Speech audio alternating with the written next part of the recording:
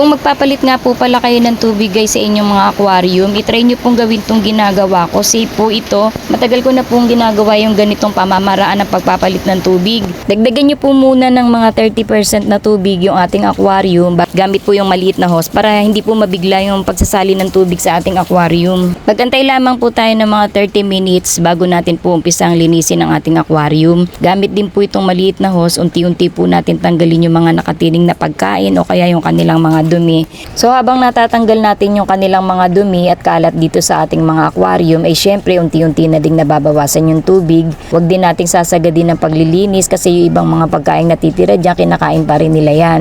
At saka baka masobrahan naman tayo ng bawas ng tubig.